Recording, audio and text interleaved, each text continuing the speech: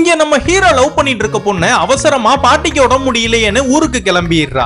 அந்த பொண்ணு போறதுக்கு முன்னாடி நீ எனக்கு கால் பண்ணாத, Facebookல சாட் மட்டும் பண்ணுன்னு சொல்லிட்டு கிளம்பிடுறா. இப்படின்னா இருக்கிறப்ப நம்ம ஹீரோக்கு ஸ்கூல்ல வாண்டடா ஒரு பொண்ணு வந்து நான் உன்னை லவ் பண்றேன்னு ப்ரப்போஸ் பண்றா. பிரஷிகா ஊர்ல இல்லாத ஒரு வாரமா இந்த பொண்ணு கூட தான் பேசி பழகிட்டு இருக்கான். இவங்க ரெண்டு பேருமே நல்லா பழகிட்டு இருக்கும் போது ஊர்ல இருந்து பிரஷிகா இவனை பார்க்கலான்னு வந்துடுறா. பிரஷிகாவும் அந்த பொண்ணை பார்க்கும் போது நம்மால் கூட இவன் ஏன் ரொம்ப க்ளோஸா பழகுறான்னு ரொம்ப பொசசிவ் ஆகுறா. பிரஷிகாக்கு தெரியாமலேயே நம்ம ஹீரோவும் அந்த பொண்ணு கூட நல்லா பழக ஆரம்பிக்கிறான்.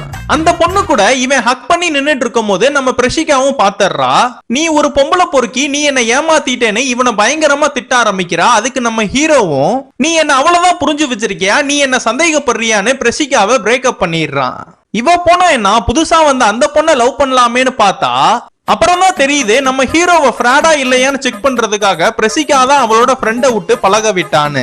இதெல்லாம் தெரிஞ்சுக்கிட்ட நம்ம ஹீரோவும் பயங்கரமா கோவமாகி ஸ்கூல்ல டூருக்கு கூட்டிட்டு போன அந்த சமயத்துல அந்த பொண்ணை பயங்கரமா கலாச்சிடுறான். இந்த பொண்ணு அழுகிறத பார்த்த அந்த கிளாஸ்லயே படிக்கிற கனகாங்கிற பொண்ணு அந்த பொண்ணுக்கு ஆறுதல் சொல்றா. இது மட்டும் இல்லாம நம்ம ஹீரோவையும் எல்லாரும் முன்னாடியுமே வச்சு திட்டி விட்டுறா.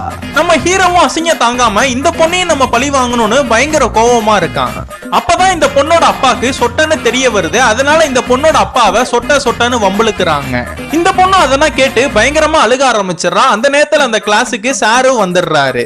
ஏமா படுத்திருக்கிற, ஏமா அழுகுறன்னு கேட்கும் போது நம்ம ஹீரோக்கும் நடந்த எல்லா விஷயத்தையுமே சொல்லிடுவாளோன்னு ரொம்ப பயமா இருக்கு. ஆனா அந்த பொண்ணு எந்த விஷயத்தையும் சொல்லாம தலதாசர் வலிக்குதுன்னு சொல்லி நம்ம ஹீரோவை காப்பாத்திடுறா.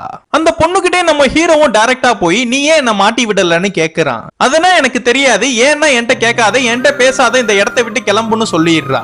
அதுல இருந்தே நம்ம ஹீரோக்கு கனகாவை ரொம்ப பிடிக்க ஆரம்பிக்குது. கனகா கூட கொஞ்சம் கொஞ்சமா பேசி ரெண்டு பேருமே பழக ஆரம்பிக்கிறாங்க. இந்த பொண்ணோட வீட்ல எல்லாருமே வெஜிடேரியன்னால இந்த பொண்ணுக்கு சிக்கன் பிரியாணி சாப்பிடணும்னு ரொம்ப ஆசையா இருக்கு. இதெல்லாம் தெரிஞ்சுக்கிட்ட நம்ம ஹீரோவும் அந்த பொண்ணுக்கு சிக்கன் பிரியாணி வாங்கி கொடுத்து எப்படி சாப்பிடணும்னு சொல்லி தரான்.